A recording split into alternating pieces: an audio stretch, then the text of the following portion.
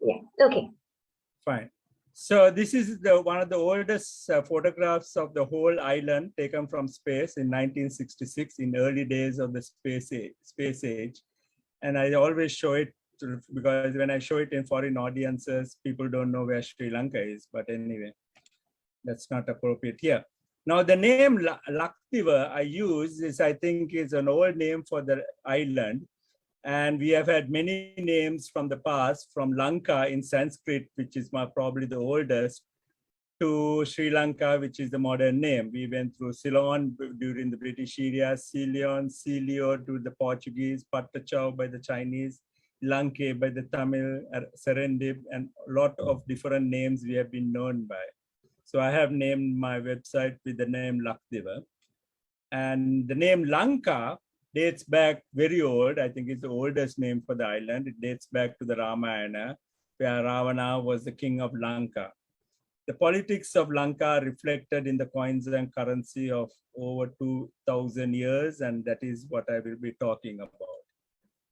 The oldest coins that we know about were and used in Sri Lanka were the punchmark coins, and they had many symbols on it.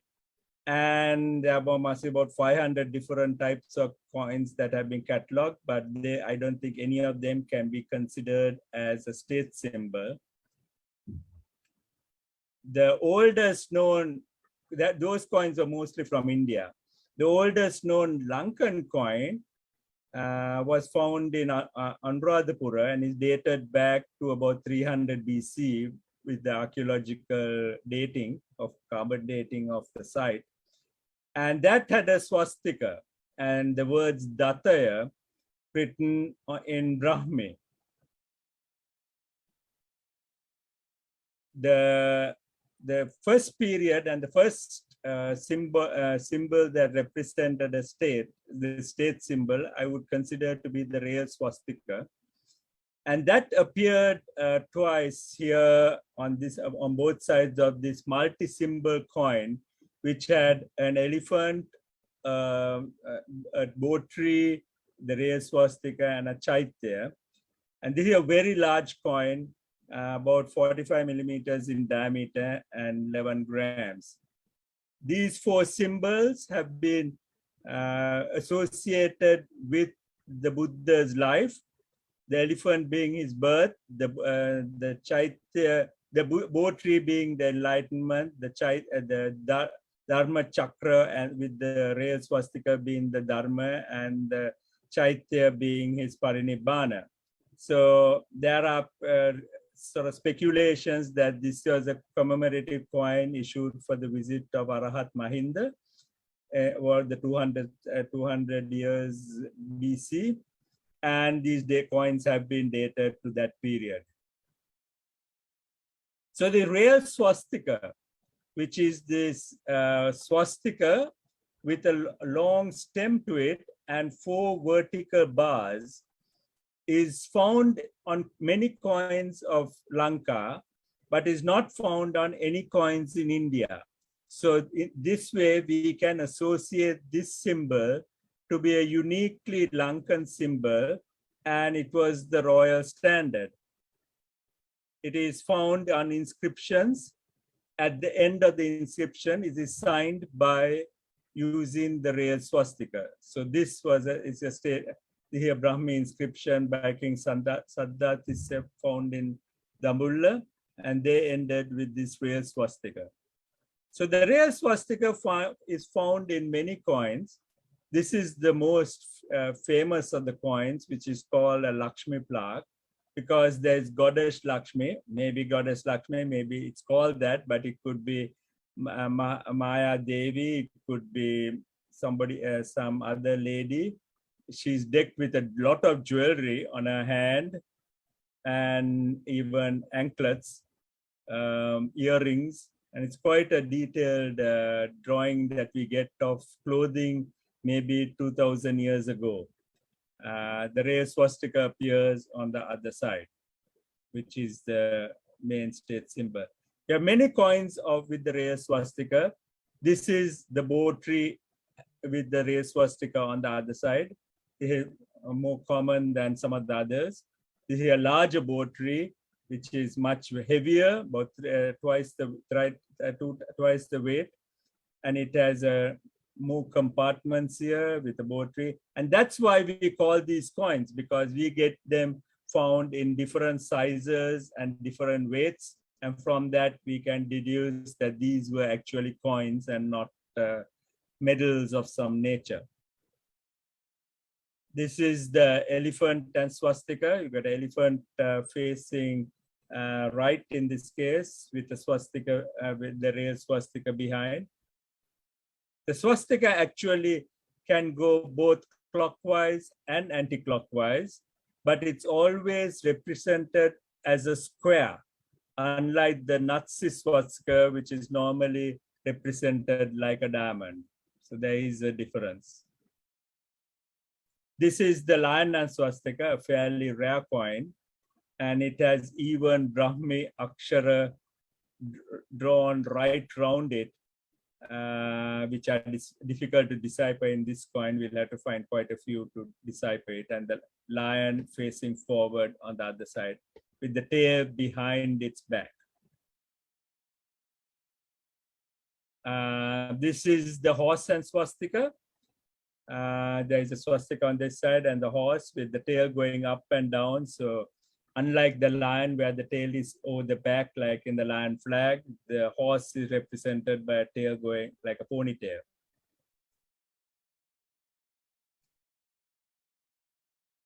Then coming out of the swastika period, this is Mahasena coin dating from 277 to 304 CE. And at the back, it has 4 dots and a circle around it. I sort of like this symbol because it reminds me of the gravitational lens I discovered with the Hubble, which I show on the side. And maybe those ancient people knew something about gravitational lenses. I don't know, but I always think about it. Okay.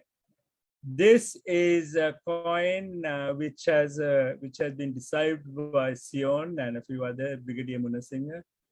And it says Shri, this is the conch, which is Chank, like Sanka, and this is a botry on this other side, and this has been interpreted as the coin with the name Sri Sangha Bodhi, and of King Agrabodhi of 633 to 643. So in a way, this must be his state symbol where he wrote his name with 3 symbols.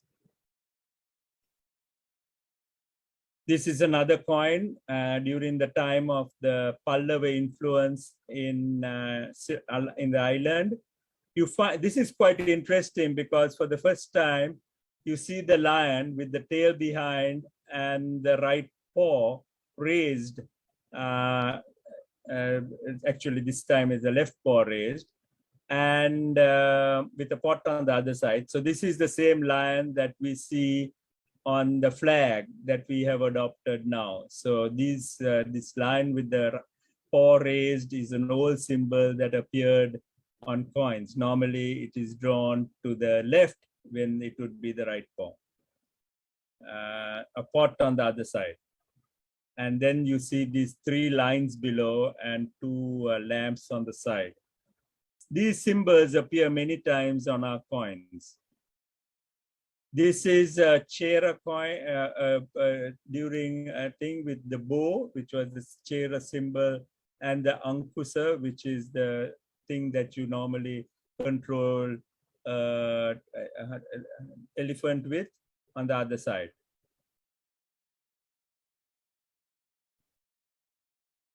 Again, Pandya influence. The Pandyas normally use the fish. In this case, there are 2 fish swimming. And I have a whole hoard of these, and there's various types of fish on this coin, and I'm trying to identify the fish with freshwater fish, and I've not been able to do it so far. This is a Nandi, the bull, on the other side, with the crescent moon above. So this is also a coin which is quite a large number found in northern part of Lanka, and comes from the Pandya period around the 9th century.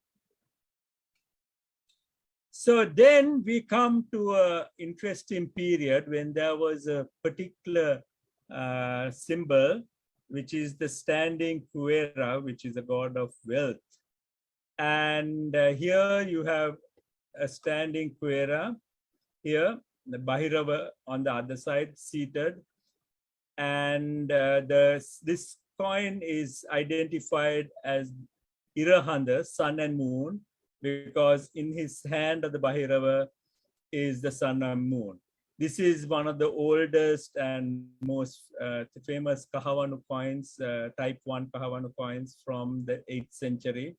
So it's a gold coin and a lot of symbols on it, and quite interesting that we were using this coin back in the 8th century.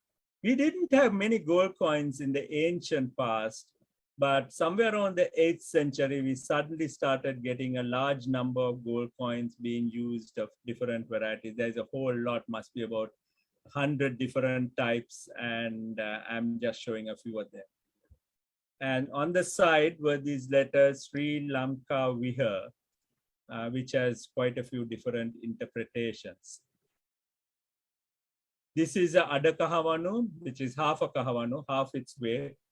And this particular specimen was in the National Museum. The Ada Kahavanu are a lot rarer than the Kahavanu. And unfortunately, this one was stolen from the National Museum and was the best specimen of Ada Kahavanu which we had. This is a quarter Kahavanu, called a Pala as well.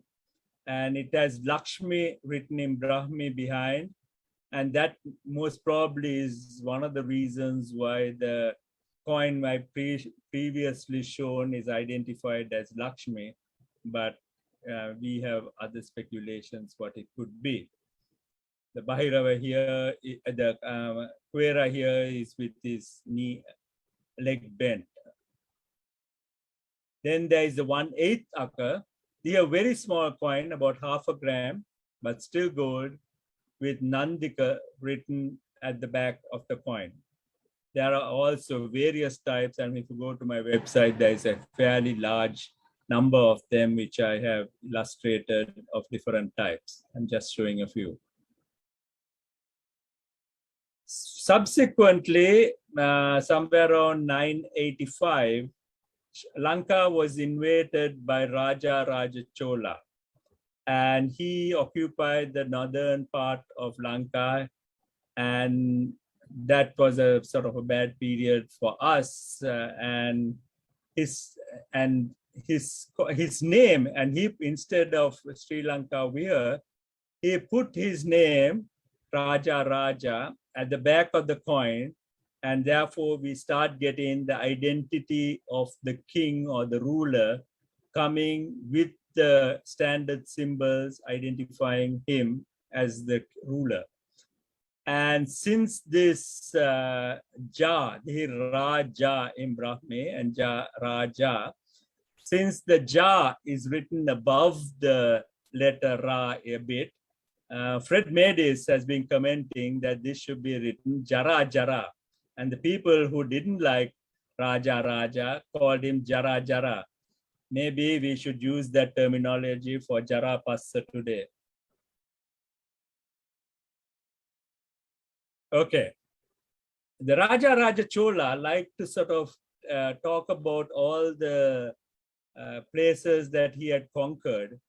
And he issued this small gold coin, actually Rajendra Chola, it's attributed to Rajendra Chola, and which has two fish, which is the Pandyan symbol, but instead of being fishing, the two fish are drawn vertical to say that they have been conquered or taken out of the ocean.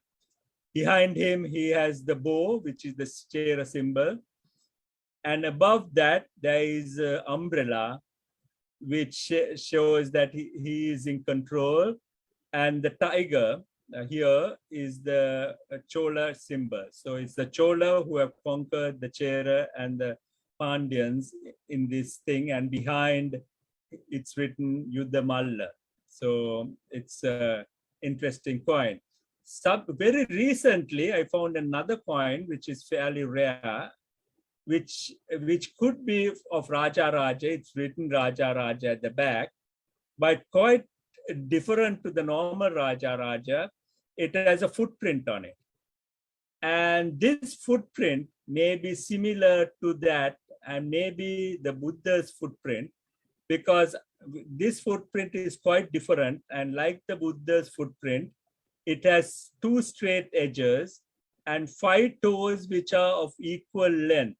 Now, normally a foot will not be drawn like that, but if you look at any of the footprints of the Buddha, either in statues like in the Galvihara, or drawn on stones, you find that it's always drawn with parallel sides and 5 toes of equal length. So I suspect this is the thing, and could be the conquest coin that was issued for Lanka. It's a fairly rare coin, and this also has not been found in India. I discussed with a lot of Indian people, and they said they have not seen this version. They have found coins similar to this with the fish, which would be the Pandyan, and another footprint which they call of Siva, but not this straight footprint. So I think this is the coin that was issued, and it was found with a collector in Anuradhapura. Okay, so the standing man or standing quera was the standard symbol of all these coins, and could be considered like the rail swastika to be the standard logo for the medieval period. It had a standing quera with a dhoti on the sides. It had, this is the head holding up something to his mouth. It was modified from the old kahavano, and it took this different shape when it became copper coins. The first coin was a gold coin of Vijayabahu the first. He is the one who in 1070 was able to throw out Raja Raja and unify the island under a single umbrella. So he removed Raja Raja's name and put his name, Sri Vijayabahu, on the side of the coin, and then the rest of the coin is designed very similar to the Raja Raja and the older Kahavano. This particular coin that I have appeared on a stamp in 2001, because I got it from the collector who gave it for drawing of this stamp. So it's nice to have it. Okay, there's another interesting thing about these coins. There is an old book called the Vajya Tantra, and that describes how coins should be minted. And one of the things they talk about in that thing is verse 17 of 38 states, on the left, the name of the monarch should be in 7 letters which don't intersect each other. Vijayabahu's coin had 6 letters, but subsequently all the coins had 7 letters. This is the coin of Parakram Bahu the first, and he had 7 letters, and I will go through a lot of other coins which different kings. This is Parakram Bahu, another coin, which is the 1/8 of that original one. This is Chodaganga, who came in afterwards. Sahasamalla, 1200 to 1202. Dharma Asoka Deva, who sort of was an infant king who reigned for a very short period. Queen Leelavati, she was one of the first queens, and this is a silver coin from her. The coins appeared in both silver and copper of the same era, but there were less and less silver coins, and even less gold coins as the economy came down.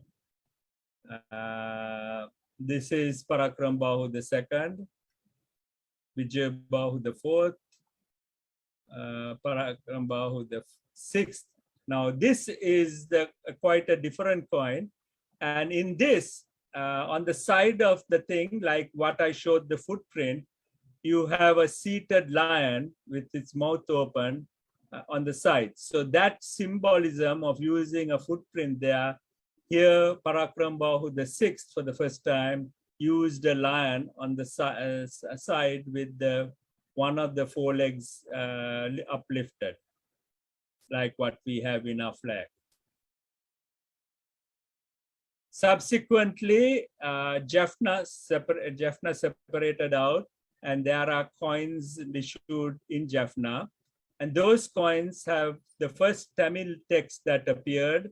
The previous text was in Nagari, which is a sort of older version of Hindi lettering. Whereas here, for the first time, we have Tamil text coming on our coin. We have a sort of a distorted version of the standing man on one side. And on the other side, we have Nandi with Setu written at the bottom of the coin. There are quite a few types of Setu coins. I'm just showing one. Here another one, which has the standing man, a more clearer image of the standing man or the standing Kuera, and the Nandi on the other side with his leg slightly lifted up. This coin with the crescent moon on his back. This particular coin also appeared on a stamp, and this is also the coin. The coin I have is the coin that was used to draw this stamp in 2001. Okay, now I will go on to the colonial period from 1505 to 1948. This is the old thing. The logo, the armorial sign for thing is carved on a rock. And I'm not sure how many of you all have seen it. It was carved by the Portuguese in 1505, and it was on a rock, which was in the Gordon Gardens, which is the president's house. And now it has been thrown out by Mahinda Rajapaksa. When he came in, he didn't like the rock being there. He thought there was things buried under it. So he threw it out, and it is now in the port harbor director's office, outside his office, and it's more easy to go and see it. There is a museum in the port, and if you ask those people, they will take you and show you the rock. The coin appeared, so the symbol, on the other hand, for thing was this small gridiron. And it is because the port that was made by the Portuguese was named after Lorenzo de Almeida, who was the first Portuguese to come to Lanka. And this coin has Saint Lourenço written around the coin with this gridiron in the middle. And on the other side, a fairly crude version of the armorial emblem. Here, a very small coin, about a centimeter in diameter. The gridiron is called the Guinea Massa, and I will explain what it is in a better image. Now here is a silver tanga from 1631. The date actually is the first coin with the actual date written on it. This is the 3 and the 1 for 1631 at the back of it, with SL written on the sound. Now SL is not Sri Lanka, but Saint Lawrence. And this is the same gridiron. If you've gone past the church in Vellavatta, you see St. Lawrence Church. You see St. Lawrence standing with a gridiron in front of him. And that is the gridiron which is described, shown here on the coins. And it has the flames below it, SL for Lourenço. It also, some of these coins have CLO for Celio, which was the Portuguese name for Lanka. And again, it has the gridiron, and this is 1640 with the flames below it. Now, the gridiron with the flames below it comes from the fact that St. Lawrence was martyred by being roasted alive on a gridiron. And he bore the torture with great calmness, saying to his executioners at one time, "You may turn me over, I am done on this side." So this is sort of the name, the gridiron and the flames below it comes from the martyrdom of St. Lawrence. But the central bank, in their illustration of this Guinea Massa, made this quite amusing drawing. And if you go to the Currency Museum or the central bank, you see this drawing of St. Lawrence waving a feather at the gridiron. Quite amusing when you don't know what the history is. Okay, so there is another coin which is minted also in Goa, GA on that side to say it was minted. And Disalio was also a name for the island of Lanka. And it has DS instead. Okay. So we go past the Dutch period on to the Portuguese period.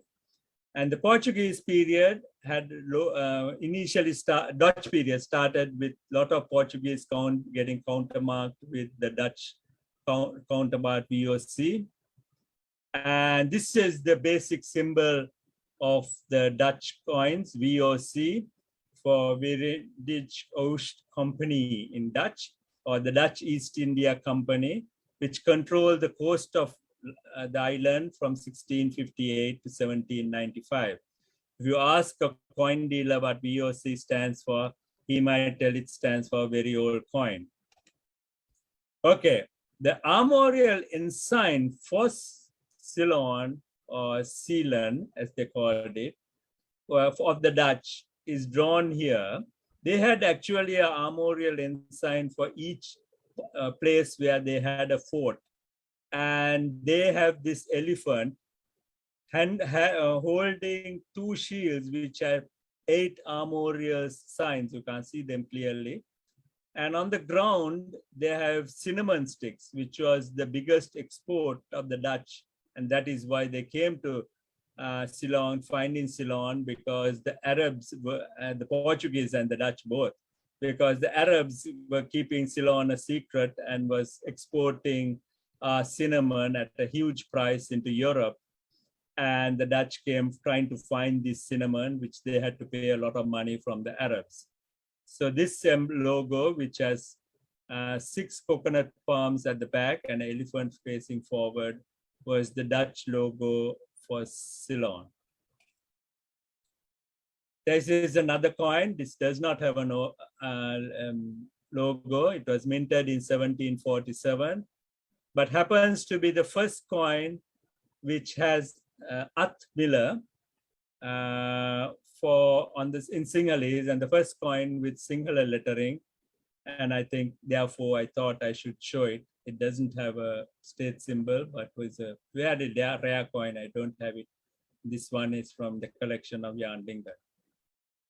There were VOC coins, again, from the which are bar coins. You'll find a lot of these being sold on the payments in gold, which are not genuine and minted recently. But this is a genuine bar coin from also. I'm not sure whether I have a genuine. I have a few, but they also may be fake. Okay. The Dutch minted coins all over the country in their different forts. And the ones in Colombo had a C on top for Colombo.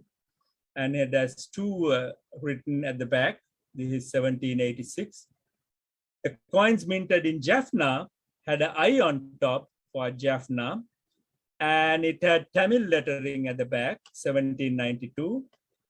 The coins minted in Gaul had Sinhala lettering. This is a sort of old form of Sinhala, 1783, and it had G on the top. And the coins minted in the Trimcommely fort had T on top.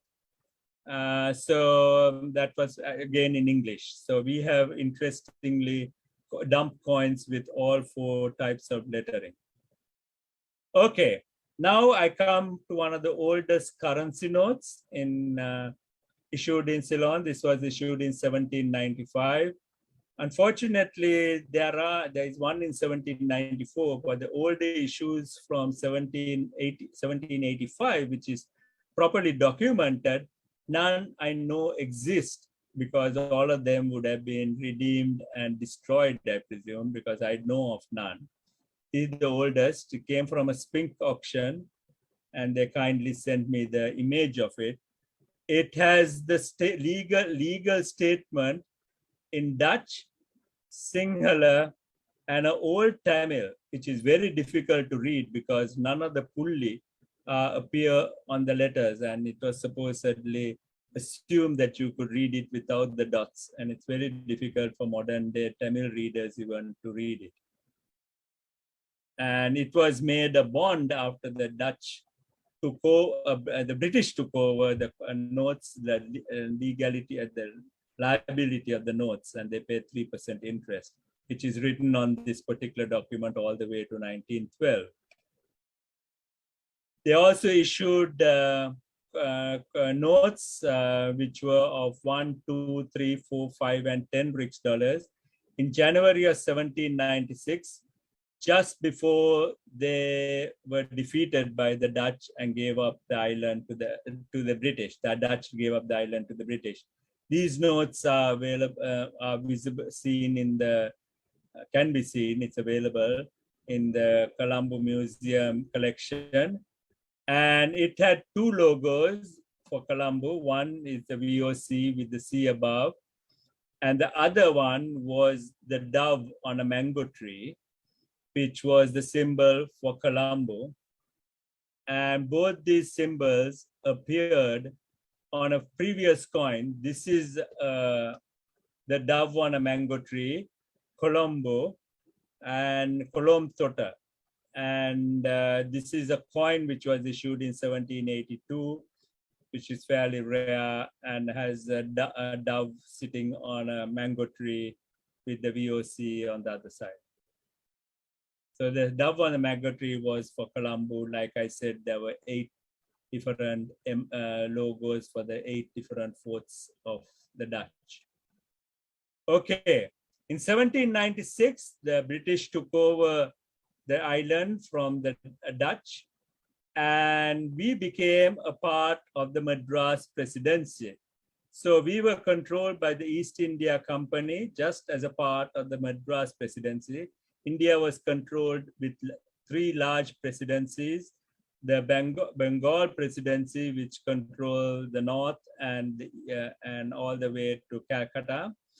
And then there was the Bombay Presidency, which controlled the west coast of India. And the Madras Presidency controlled the east coast. And we were part of the Madras Presidency.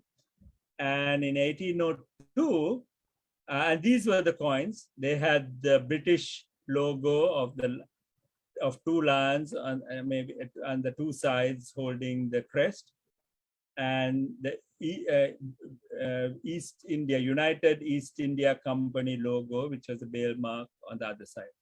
So the maritime control from 1796 to about 1800 or 1802.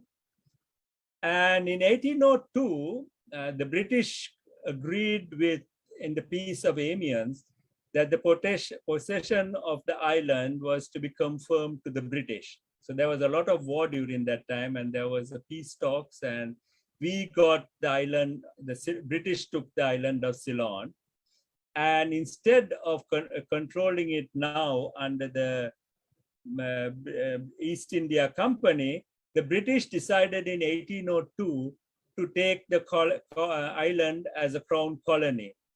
And I think that is the only reason we are not a part of India, like Tasmania is a part of Australia. We would have been a tiny state at the bottom of the Indian, but it was the fact that we were separated out from as a crown colony in 1802, and India became a crown colony only in 1859. So we had 60 years separately, and we have continued that till now. Very interestingly, I found this cartoon from the British Museum collection, which explains why Britain took Sri Lanka, Ceylon, as a crown colony, because here they have, this was drawn in 1803, and they have this star of Ceylon rising with power, titles, honors, rewards, government, places, pensions, wealth emanating from it. And this person looking through the telescope at the star says, "Courage, my good friends, I perceive a ray of hope that may yet save my country."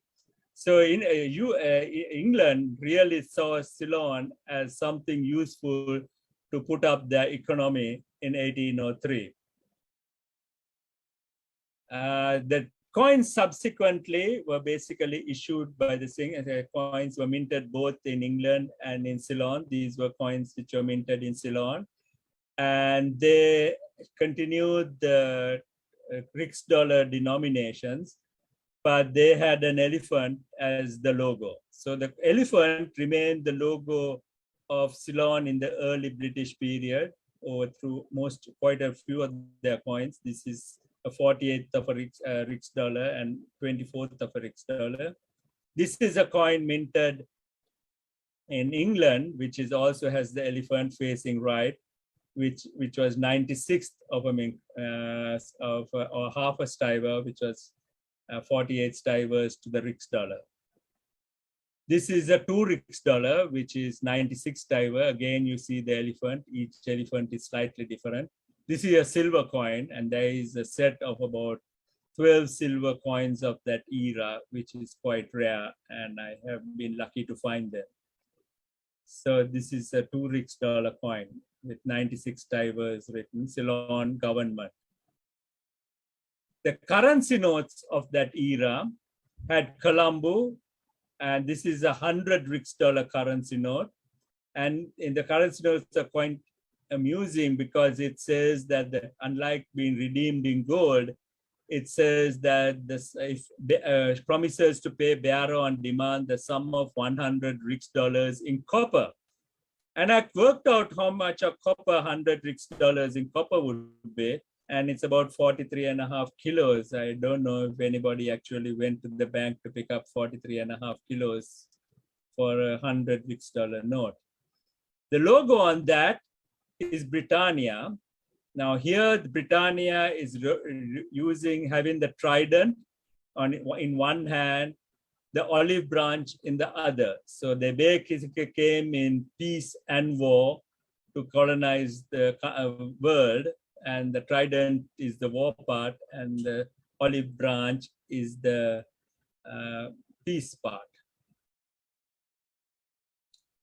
In 1815, after Britain took over Kandy and took control of the whole island of Ceylon, it started putting the king's image on the coin. And this is again still with the Dutch denomination of 2 stivers, but it has King George III's effigy bust on as the symbol of the state. This is a subsequent 1 Rix dollar silver coin, still having the elephant, but here it has George IV on the other side, King George IV, Britannia Rex. They are very beautiful, iconic Ceylon coin from 1821. I think this is the most beautiful of the Ceylon coins. In 1825, soon after this coin was minted, Ceylon ceased to recognize the Rix dollars. The Rix dollars were put away. And in 1825, we started using British currency, pounds, shillings, and pence. And they sent out their British coins to us, copper half farthing, which was a copper coin. And it had this King William IV on one side and Britannia on the reverse. So this is of William IV, the next king. And then in 1839, Queen Victoria was crowned Queen of England. And there were coins of quarter farthing dated 1839, and this is 1852. And they were minted with Victoria Queen. These quarter farthings were considered very low value, and they were only sent to Ceylon for use here, but was never used in England. So these quarter farthings are British coins, which are only used in Ceylon, and are fairly rare to find them because most of them were destroyed in the tropics. Somewhere around the same time, in 1844, private banks were authorized to issue notes. This is the first note to be, first bank. It was called Bank of Ceylon, not related to the current Bank of Ceylon. And it had the logo, which is quite funny and it's quite difficult to understand because it has an elephant, which most probably was added for Ceylon. It has the British Britannia with the trident and the shield, the lion, and this lion is the British lion, not ours. And it has a funny camel at the back. I think somebody who really didn't know anything about Lanka decided to add a camel at the back. So this is quite curious where that camel came from. In 1846, the Bank of Ceylon went, the Oriental Bank issued banknotes, and these are £1, here £1, there were other denominations. And the logo again was the British lion on top of the crown with the lion and the unicorn on the two sides. So this is the sort of British logo that you find on all our notes. And then here was another note, £1. This is actually the Royal Treasury notes, issuing currency notes. They also issued coin 1850. A lot of remainders of this note were found about 100 years ago, and a lot of us collectors do have this note, one of the few notes that are affordable. And it has an elephant, the same elephant's facing right. And it has a sailing ship and a steamship on the two sides, and the rest of it is similar to the previous logo. And the trident has been replaced with a spear. I don't know why. Okay. In 1852, they only sent farthings to us and quarter farthings, but they suddenly decided they were going to start legalizing gold coins in Ceylon, and they legalized the gold sovereign and the half sovereign in 1852 for Ceylon, and also the Australian gold sovereign. So that was because they had found gold and they wanted to use them somewhere. So I guess they sent it to the colonies. Around that time, there was a mercantile bank of India, London, and China, who also issued notes in Colombo. And this logo also very similar to the previous logo that was on the treasury notes of with a sailing ship and a steamship on the two sides, lion with the scepter on the crown. The elephant has gone out of this logo. There were this particular bank became the chartered mercantile bank and started using the crown emblem of the lion and the unicorn after it got charter from England. There was a short-lived Asiatic Bank Corporation who issued notes both in Colombo and Kandy, and they only lasted for about 2 years, at least in Ceylon. And they also had the logo. Whenever they got the charter from England, they used to always put the royal crest in the middle of their logo. This is the Oriental Banking Corporation, which actually formed around 1851 and took over the Bank of Ceylon, which had gone bankrupt. So the Oriental Banking Corporation had a slightly different logo, and again the lion and the unicorn on its side. These coin notes were issued all over from Jaffna to many other places. This is a note of the Oriental Banking Corporation from Jaffna, which was issued in the 1880s, where the whole design was changed to a more common design, which was used in all the different branches all over the world. and it had Victoria on the throne on one side, Empress, and Mercury, the god Mercury, with the caduceus on the right. So this particular design was used in many places, in many cities with their city names are in Ceylon and all over and New Zealand and other colonies as well. Okay, in 1870, if you notice, these notes were in rupees, but because in 1870, we actually switched to decimal currency and we stopped using pounds, shillings, and pence, and we use rupees and cents. We did this changeover from pounds, shillings, pence, rupees, and cents 100 years before Britain changed into decimal pounds and pennies. So we were 100 years ahead in monetary terms of changing our currency to a better system. So the first notes, somewhere around 1884, the copy blight sort of bankrupted all the private banks. And in 1885, the government took back control of issuing currency notes, and subsequent to 1885, all the private banks were stopped issuing notes. So this was the first issue of banknotes in 1885. They were actually hand signed. Each of the notes were hand signed. This says five rupees.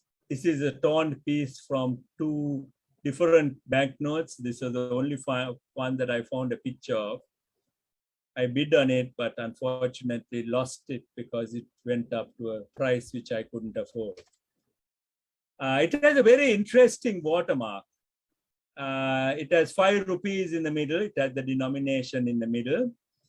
It had some waves on the right-hand side. It had a leerwala on the left-hand side, a leafy leerwala. It had Government of Ceylon written at the bottom in a box. And it had this symbol of an elephant in front of a dagaba. And that symbol had actually been proposed by Mr. Smithers of the Public Works Department to be used as the logo, the official logo for the island. It was sent around in 1870 to England, but it was never officially adopted, although they used it in 1885 as the in the watermark of the note, and it was actually used all the way up to 1939 in the British bank, the Ceylon banknotes. So this is the logo, elephant in front of Chaitya. There are different designs of the Chaitya in different notes, and you can find. And this particular logo is still used by the postal and the railway departments. If you look at their logos, they use this elephant in front of a dagaba as their logo. And I think the rest of the department may have had it, but they don't retain it anymore. In 1902, after Queen Victoria, it was Edward VII, King and Emperor India. They never called Queen Victoria Emperor on our Ceylon coins, but they did use it on the King and Emperor on the Edward VII coins. And in 1906, during his reign, they finally adopted this weird logo as the official armorial ensign arms of Ceylon. So this was granted by royal warrant in 1906 with the description on a Mount Worth between a grove of 8 coconut trees and mountains in the perspective, an elephant, a frontier, all proper. But this elephant was definitely not very proper. It had been copied a bit from the Dutch logo, which had an elephant and coconut trees on the either side. But the governor, Sir Henry Macallum, really didn't consider it awful and asked the colonial secretary how such a monstrosity as a new coat of arms had come about. He described it as a hideous and absurd, no elephant attaining the large proportions shown when compared with the coconut palms, nor its extraordinary facial appearance. In informing him that the Herald Office had evolved it, the colonial secretary added, the sort of thing that one dreams of after a bad dinner. So maybe some way or other, England sent us a horrible coat of arms for us without taking the elephant in front of the Dagobah. The George V, 1911 to 1929, he also was listed as George V, King and Emperor. And in 1925, we got that horrible emblem coming at the back of our currency notes as a part of the center of a big design, which had that funny elephant. So this is the currency notes with the funny emblem. And the high denominations didn't get it, but the low denominations, actually the 1,000 rupee note also has this emblem. But they didn't issue the 100 and the 500. Okay. Back then in 1941, we finally started getting some nicer looking currency notes. This is the one issued in 1941, and it's 1st of February, and it had elephant at the back. These notes even go up to 10,000 rupees, and they were only used for interbank transactions. But you had to remember that 10,000 rupees then, a gold sovereign was worth 10 rupees. So they have 1,000 sovereigns. And it's about a 200 million note if you take in current valuation. So it was used only for interbank. It was not used by the central bank of Ceylon. Okay, I better speeden up because I've taken quite a lot of time. All the banks use this watermark, which is a lion with a whip. And that comes from the Ratnapura standard of a lion with a whip. There were sort of coins with King George VI, and there were also coins with King George VI, King and Emperor. And during the British time, we didn't issue coins and even stamps with Sinhala.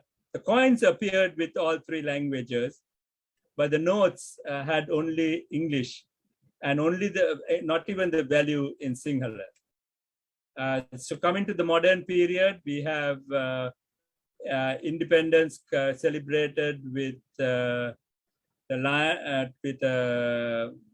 lion flag which doesn't have the stripes in 1848. Sri Lanka comes on the stamp. So the name Sri Lanka appeared in Sinhalese all the way from 1948. We had the 5-cent note without the emperor because they had lost the Indian as the empire in 1951. And the government gazette in 1954 still had the British logo. And we appointed a commission at that time to design a new logo for Ceylon. And this was the logo that was designed, and the recommended logo. It has Sri Lanka, Ceylon, and Lanka at the bottom. And this was the second design, which had the Siripad at the bottom. This was not used at all. But when it even suggested this seal of the Ceylon with Sri in the middle, which I don't think was ever used. But when it came back from the British coat of arms, they seem to be liking to modify the arms that are recommended. And the Sri had disappeared, and we got only Lanka as a coat of arms. And then in 1954, this is the next gazette of March the 3rd, we got our logo on our gazettes, no longer the British throne. We adopted the crown, the Queen's picture, and this was in 1954 October, This was the last appearance of the Queen on our currency notes. It appeared on 2 coins in 1955 and 57, but for some reason they only issued the 2-cent coin and didn't issue the higher denominations as with the Queen's portrait. Must be some politics. They continued to issue this for 1945 5-cent coin all the way minted in the Royal Mint all the way to 1962 without minting a coin with the Queen's image. The Sinhala Only Act, and this is a very interesting document. What was happened is when SWRD became Prime Minister in 1948, he asked the British people to design a new note taking the Queen out. And I found this design, which was not a design that was used, but a design provided, where they didn't even have a name for the central bank in Sinhalese, and they used the word Lanka Pradhana Bankuwa. And they also had Tamil at the back of the note for fair use of Tamil. So this was the design which was done in 1956, April 19th, a week after SWRD became the Prime Minister. And they suggested 2 emblems to replace the Queen, the lion flag, lion, and the Armorial Ensign. But finally, when the currency note was issued, now after the Sinhala Only Act was passed on the 12th of July, all of the Tamil had disappeared except for the value. And they had Sinhala both at the front and the back of the note. And no English, the name of the bank was not written in English or Tamil.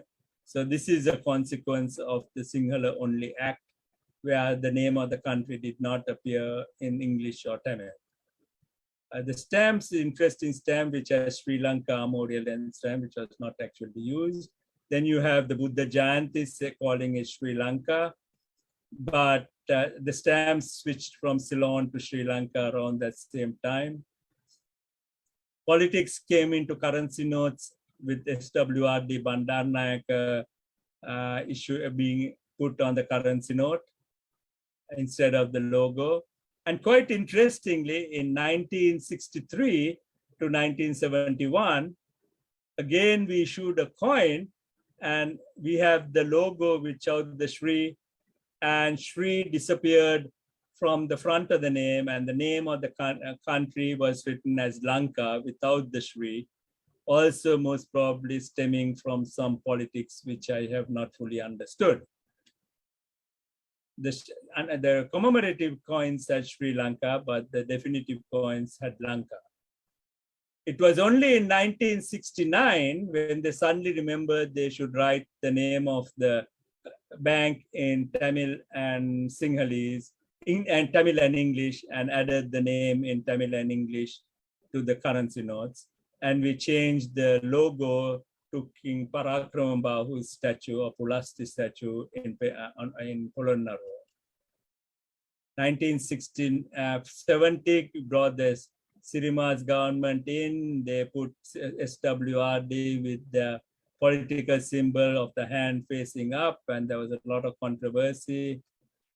And the stamp was issued with in 1972 with sunrise behind in Siripada again, as in the old stamp.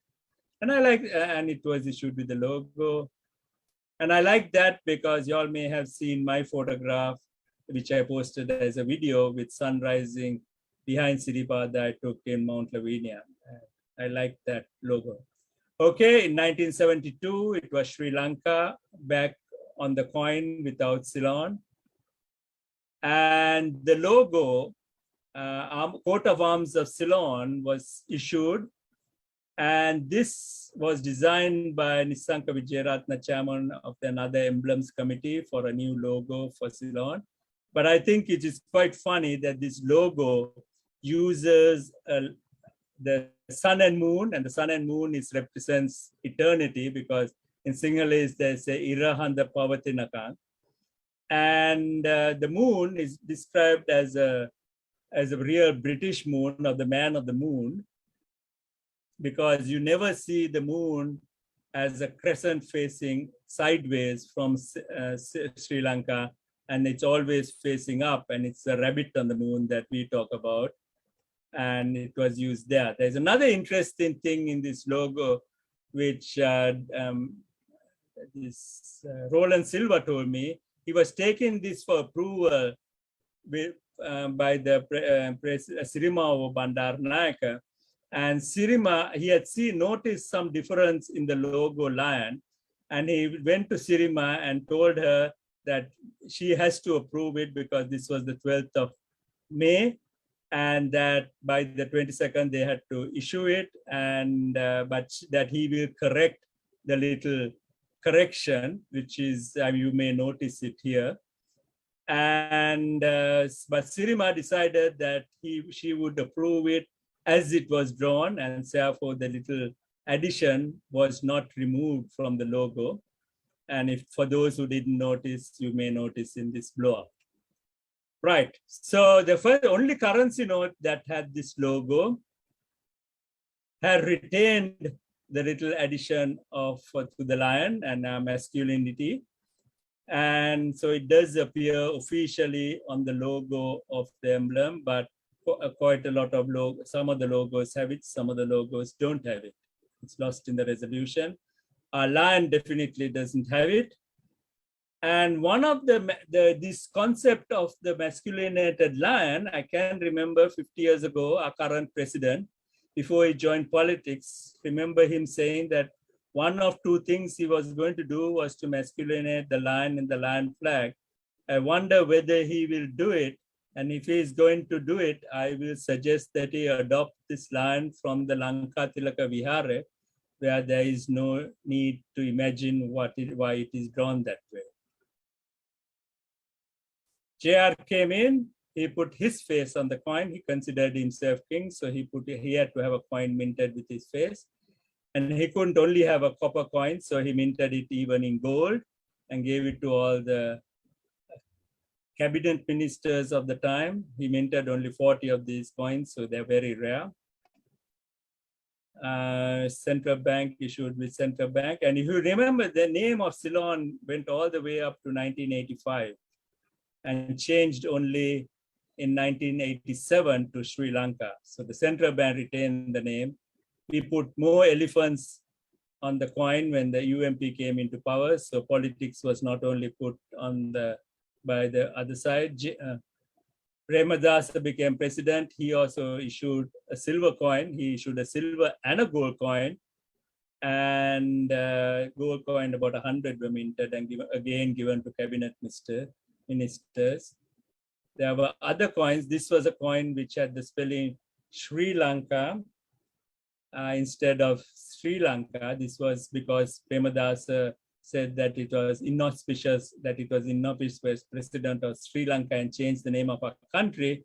Unfortunately, he was assassinated the next year in May of 1993, and the usage of Sri Lanka disappeared. It's used only on this coin and used on stamps from 1992 June to 1993 December. This is Armorial issued for the 50th anniversary. And then we have no stamps issued in the north, which didn't have any Sinhala. And these were issued by the Tigers in Tamil and Elam, written in English only. And they even issued a gold coin. And this gold coin is a very rare coin I managed to find in Jaffna in 2003. And when I posted it online, it went to a lot of Tiger websites. They knew nothing about the coin. Okay, and a small comment that notes were also supposed to have been printed by the LTT. And there is a story this story was confirmed by an intelligence officer, which said that a body of LTT terrorists have been found with these notes with a bent eye. But later on, it was none other than this lion with a bent whip that nobody had seen at the time, because they were all not issued in the Northeast till because the central bank was not sending new notes to the north, and they saw those notes only in the north, and these notes were considered as the fake and the LTT notes. This is genuine note, but minted before 1985. Okay, then we go to the last politics. This is the 1,000 rupee note issued by Mahinda Rajapaksa after the victory, claiming the whole victory to himself. But it has been used. We come to the Aragalia now. And this is a note banner. It must have been printed quite large. Looking at the poster size, I would love to know where this banner was posted. I never found out. It says, abolish the Rajapaksa dream. 1,000 has been cut for a debt. And to my horror, I found that this note had the same serial number as my note. So they took the note from my website and made this banner. The new last slide on my note is this note, which I think is going to come into your hands. May not be with the Kaputa on the side, but with the signatures of Basil Rajapaksa and Ajit Niwad Kabra, dated 2021, September 15th. They were minting still these notes even in May of this year. I don't know why. They have not been issued, but most probably they would be there in your hands in about a month. I wonder what the Aragalia will think about it when they come. I wish they put the Kaputa on the side. It would look so much better. Okay, so thank you for the patience. Sorry, I took about 15 minutes more. And so you can find details about all these coins and notes on my websites.